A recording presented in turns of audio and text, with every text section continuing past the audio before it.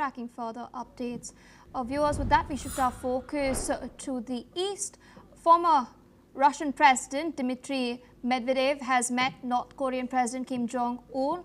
He's in North Korea at the moment and has expressed gratitude for North Korea's support for Russia's military campaign in Ukraine and has delivered greetings from Vladimir Putin. Kim Jong-un has told Medvedev that he hopes to further develop the alliance between the two nations. Kim Jong-un has stated that Medvedev's visit will serve as a significant opportunity in vigorously expanding and developing the fresh high level of DPRK-Russia relations into a strong and comprehensive strategic partnership and alliance. With us on the broadcast is Dr. Satoru Nagao, fellow at the Hudson Institute in Tokyo. Thank you so much for taking our time and speaking to us on NewsX World.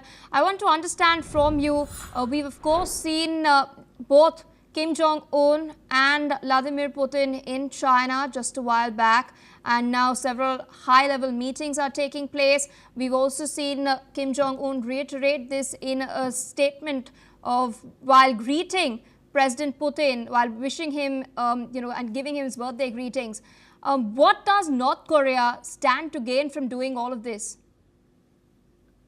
In this case, the important event is waiting in the North Korea. That is the reason to leader Medvedev is not the leader, but the former leader of the Russia is visiting North Korea. This is the 18th anniversary of the Labour Party, Korea's Labour Party, so ruling party of the North Korea.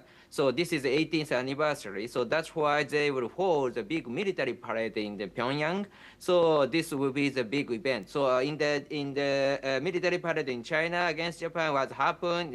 This was also the 18th anniversary, they said. So that time, of course, three leaders met in Beijing. But now the North Korea's version of the parade will happen. So that's why the Medvedev visited. So that has happened. So that has already happened. So that's why they negotiate. But at the same time, the importance of this fluent visit is political. And because of they arrived, and that's why they try to do that. But that is very serious for the Western country indeed, because what happened in the Korean Peninsula is originally South Korea's military power is better than the North Korea. So North Korea focusing on different measures, which is developing nuclear weapons. But to eliminate nuclear weapons, if the U.S. intervenes, China will protect North Korea. So it will be U.S.-China war in the Korean Peninsula. That's why U.S. cannot intervene. So that's why the South Korea independently try to possess the strike capability against North Korea. So that was that is current situation. But to view from the North Korea, this is dangerous. South Korea's military strike capability is very strong. So that's why North Korea want to ally with Russia also. Then so now the North Korea is ally with Russia and China. If South Korea attack independently, even if the such kind of case, even if the China will not intervene, the Russia can intervene. That is the current situation. So for Russian side, Russia needs help with North Korea because North Korea provides Russia 5 million ammunition thanks to this alliance. 5 million ammunition is 5 times bigger than the ammunition the EU provides to Ukraine. So that's why this is very big. And North Korean troops also join in the Ukraine. So now this relation is very strong and working very well. So that is the reason that this fluent visit of the Russian leader to the North Korea, or North Korea leader to the Russia were meeting in the China also. So that cooperation is very influential.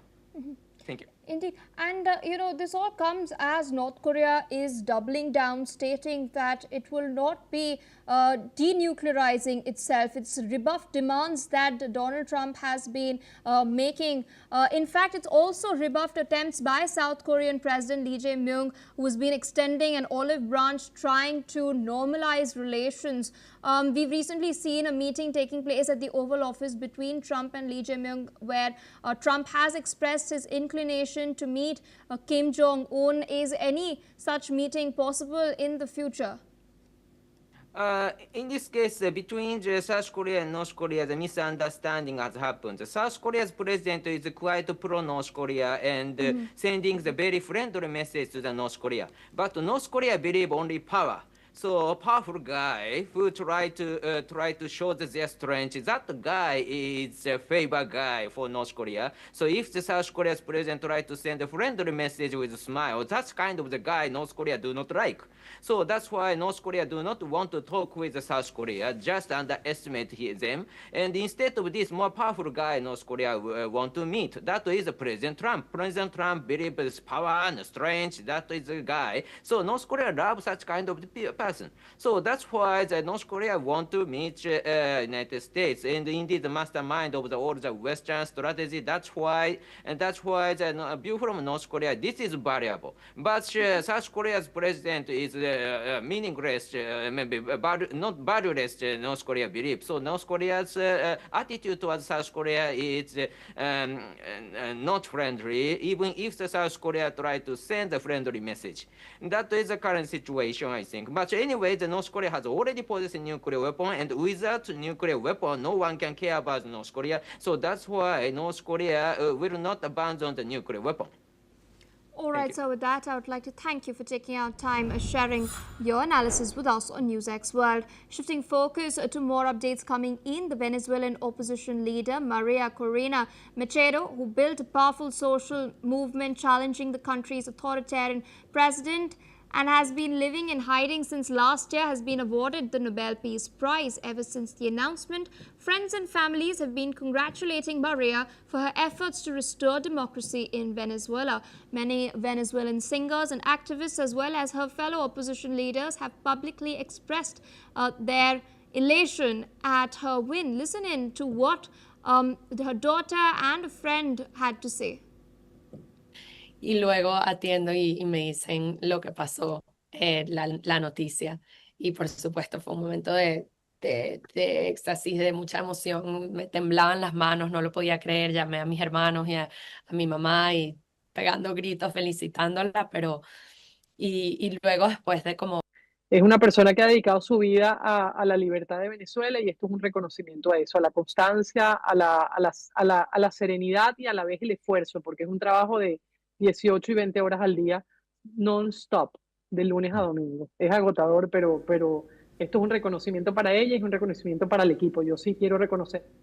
While there are congratulatory messages for Machado, there is outrage amongst Venezuelan lawmakers. Many have criticized the Norwegian committee's decision and have further slammed her, stating that she's generated the most hatred and a desire for death and destruction in the country. Listen into what they had to say. De tal manera que si hay algo que ha perdido todo su prestigio y que ha alcanzado niveles sorprendentes en términos de barbaridad, es la asignación del Nobel de la Paz a la persona que más odio y deseos de muerte y destrucción ha existido en nuestro país. Una persona que no cree de ninguna manera, ni siquiera en la convivencia pacífica entre los propios venezolanos y venezolanas. Que el premio puso el acento en la política y no en la paz. Bueno, si eso es así, la política de quien, bueno, le dan el premio, entre comillas, este año 2025 a la señora Machado, bueno, la política de ella ha sido promover y aplaudir las balas, los tanques, las sanciones, el genocidio y la guerra que imponen precisamente los que dicen que la política se impuso sobre la paz. Es decir, US President Donald Trump may have missed out on the Nobel Peace Prize this year, but he got a special mention from Maria Corina Machado, who won the coveted award. Now, ending US President Donald Trump's dream of winning the Peace Prize this year, Machado has meanwhile praised him for supporting the Venezuelans working to establish democracy and end President Nicolas Maduro's dictatorship. In response, Trump has endorsed Machado's remarks by sharing a screenshot of her post on his social media platform Truth Social. This has come after the White House earlier slammed the Nobel Committee for its decision to award the prestigious Peace Prize to Machado, stating that it placed politics over peace. Meanwhile, speaking at the Oval Office, Trump has stated that Machado called him and stated that he deserved the award. Listen in.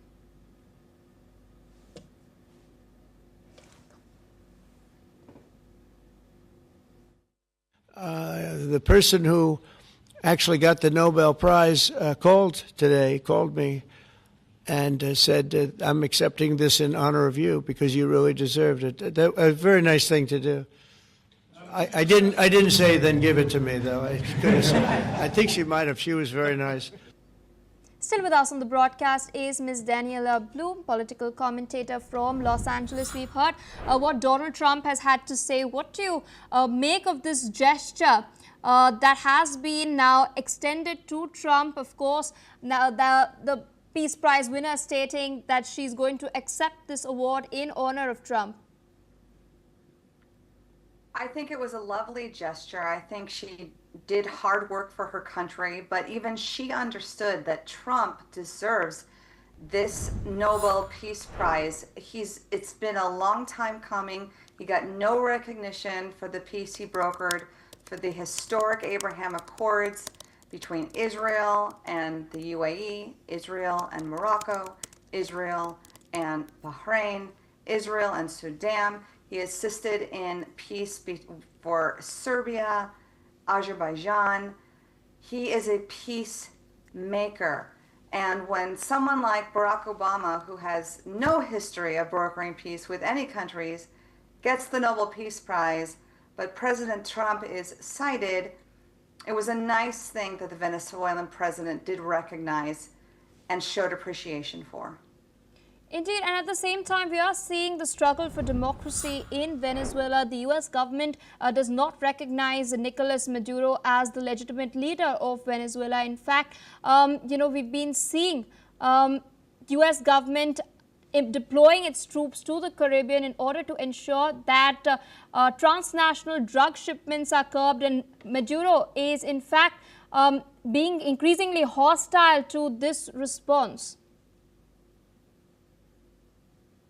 I understand that with the previous administration's open borders, that Trump had to go the other way much more strictly, and people are not used to that.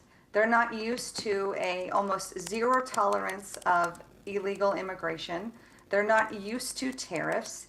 They're not used to having their own criminal immigrants returned.